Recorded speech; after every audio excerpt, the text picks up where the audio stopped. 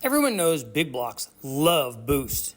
How about a 454 with a small blower, for towing? How about something bigger, a low compression 496 with an even bigger blower for more power? Still not enough?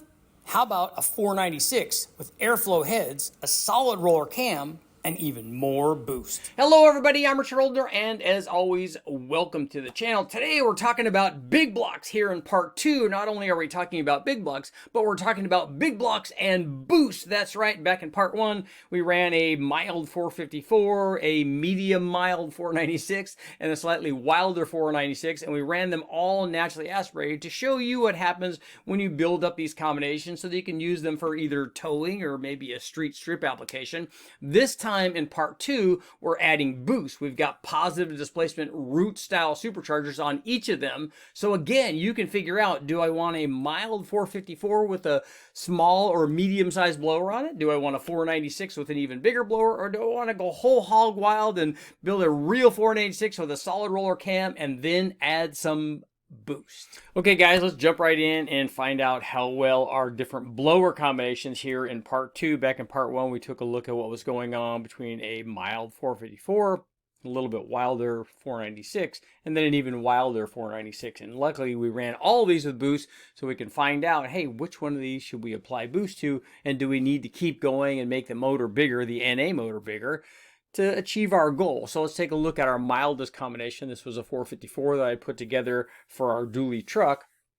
And this was basically a rebuilt 454. We did raise the compression a little bit with a dome piston. So compression was up near 9 to 1. It was about 9.8. We put a small 203, 212 camshaft in it. It had a set of ported oval port heads in it. We had a Performer 2.0 and a 750 Holly on it, and then long tube headers on it. And it made 438 horsepower and 541 foot-pounds of torque. So good on the torque, and that's what we were trying to do for this particular application. But we thought, hey, look, we need to get over these mountain grades and stuff when we're pulling a big trailer, so it'd be nice to have even more torque. So what we did was put one of the small 174 blowers on there, and then we ran it on the dyno with a single 950 Holly. When we configured this thing, it made a peak of 5.3 pounds. We had a 2.24 drive ratio on this, the drive ratio between the crank pulley and the blower pulley. And so we were spinning it up to make, like I said, a peak of 5.3 pounds. It started out at 3.9 pounds down here at 3,000 RPM. I'll go ahead and show you the overlay here. So this is our NA combination versus the 174 blower. It made a peak of 575 horsepower and a peak of 638 foot-pounds of torque. And you could see it basically made, good power, more power basically everywhere compared to the mild NA combination. And the nice thing is that on this combination, this is the motor. We drove this thing around a lot with the small blower on it. It was only running 5 pounds, 5.3 pounds. We could run this thing on pump gas, which we did all the time. We had a little, back in the day, hooked to the distributor, we had a little dial on it that we could retard timing per pound of boost. So we put that at like 1 degree or 1.5 degrees, depending on what we were doing with it. But this was a big change in how much power the combination made and how we were able to tow things with it, because we did tow it with this. We had originally put this blower on just the stock motor that definitely needed to be rebuilt before we did the rebuilt version. We put the blower on the stock motor, and it worked really well to help us get a little bit more power, because this thing was honestly only running really well on maybe 6 or 7 of the cylinders, and that's why we needed to rebuild it. But after we did this and put the small blower on it, it worked great.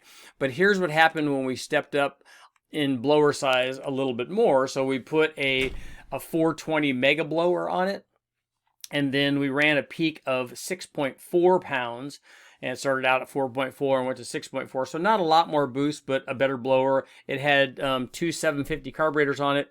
It made 639 horsepower and 686 foot-pounds of torque. So we never tried running this in the truck in this configuration. We never tried running it with this blower on the street, but we did test it on the dyno. It worked very well. It just goes to show you what happens when you have even a mild 454 with one of these blowers on there, even just low boost. the thing works pretty well, but let's check out and see what happened when we ran it on a 496. After running our milder 454 combination, we actually rebuilt the motor again because I wanted to step up in displacement, and we built it into a 496. So it was bored 60 over. We kept the compression low on this combination, actually, because we were thinking later on that this motor might be good to go in a boat, and in a boat application it might be better. But we had a 8 1/4 to 1 pistons in this thing, but we also had the 4 250 crank. So putting those two combinations together, with a 60 over and a 4 250 crank, we had a 496. We put a smaller or a bigger camshaft in than our milder version. The camshaft was a hydraulic roller from Comp Cams. It was 646, 623 lift, 236, 242 at 50, and 114-degree lobe separation angle. We also changed the ported oval port heads, which worked very well, and quite honestly, we probably could have used those on this, but we put a set of aluminum Canfield 315 heads that were unported. They were just as cast. We ran a Performer RPM intake manifold, a 950 Holley, 2 1/8 inch headers and MSD distributor. When we ran this thing NA, it did well. It produced 565 horsepower. That would go up to 575 horsepower when we had a spacer on the carburetor, to a small spacer in between the carburetor and the dual plane intake manifold. Peak torque checked in at 582 foot-pounds. But here's what happened when we put that 420 mega blower on this combination, on this 496. So this was the blower combination. You could see it did very well. It made 728 horsepower and was still climbing at 6,100 RPM and 690 foot-pounds of torque. This was at a peak boost of between 4.2 and 4.3 pounds. It actually started out at 4.2, rose all the way at the end to a peak of 4.3, and in the middle there, actually dropped slightly down to the lowest boost reading was like 3.9 pounds. So it was all right around 4 pounds of boost, let's say. So we weren't spinning the blower very hard. It wasn't making a lot of temperature. It worked fairly well. The one thing we did do, though, is we spun this thing up even faster. So it was making 6.8 pounds of boost out here at 6,500 RPM. Started out at 5.2 pounds. It made 804 horsepower. And the reason that we did this and made this run out to this RPM range is because we wanted to get to the 800 horsepower mark, like you do when you're on the dyno. So it made 804 horsepower and 731 foot-pounds. And like I said, it was still only at 6.8 pounds. And because we had the two carburetors on top of here, we had the two 750s on here, having fuel go through the blower, acts as an intercooler. So at this low boost, this blower is fairly efficient at this combination of boost and power output, especially because we have fuel going through there. You can see the bigger motor started out making more power NA and made more power under boost, as we would expect. But let's take a look at one final 496 combination. Okay, guys, time to look at our final combination. This is a 496 big block. In fact, it's the same short block that we used previously on the other combination. So we had a Mark IV block that was bored 60 over. We had the 4 250 stroker crank from Scat. And we had forged pistons and forged rods. It was low compression, 8.25 to 1. But on this combination, we stepped up and made the NA combination more powerful. In fact, we added almost 100 horsepower to this combination. And the way that we did that, we changed, the important things on this. One is we changed the camshaft. We stepped up to a solid roller, kind of blower-specific camshaft from Comp Cams. It is their 300 BR14 marine camshaft, actually.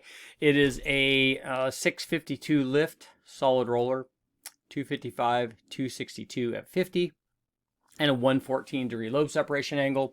We also changed the cylinder heads. We went from the Canfield 315 as-cast heads to a set of Airflow Research 315s. And those things offer plenty of power. In fact, we also ran a set of Airflow Research 335 heads on this combination and tested back-to-back the difference between the 315 and the 335 heads, both naturally aspirated and after we added the blower. We ran the same 2 1/8 inch hooker headers And on this combination, we ran a Victor Jr. and a 950 Holly, but we also ran a bunch of other intake manifolds. So if you look at part 1, you'll see we ran a Performer RPM air gap, and then the Victor Jr., and then a tunnel ram on this combination just to test all the NA stuff. And it performed very, very well. But let's take a look and see what happened when we put this one had a 671 Wyand supercharger on it.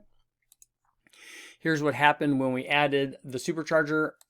So when this thing was NA, it produced 652 horsepower and 579 foot-pounds of torque. So it did very well. Certainly a really good street performance, like 496, revved out to 6,500 without any problem. When we put the blower on there, the peak power went up to right at 900 horsepower and 764 foot-pounds of torque. And again, all of this was at low boost. The boost started out down here at 4,000 RPM, started out at 5.8 pounds and rose to a peak of 6.5 pounds. On this blower, we ran two 950 Holly carburetors on it, and they were 950 blower specific carburetors. Actually, they worked fantastic. They worked right out of the box. This thing had a 57 tooth, we had cog pulleys on this, a 57 tooth blower pulley and a 59 tooth crank pulley. So it was overdriven just a little bit, but again, 6.5 pounds on this combination. It just goes to show you what happens when you combine a really good naturally aspirated motor with boost. That's always going to work out well. And even at low boost, this thing made some serious power. So let me know in the comments which one of these you would pick for your combination. Would you pick the milder 454, the medium size 496, or this 496 that made even more power when we put Vortec and bigger blowers and all kinds of stuff on it? Armature holder, please make sure like, share, subscribe, ring the bell, do all that stuff. And I'll keep testing.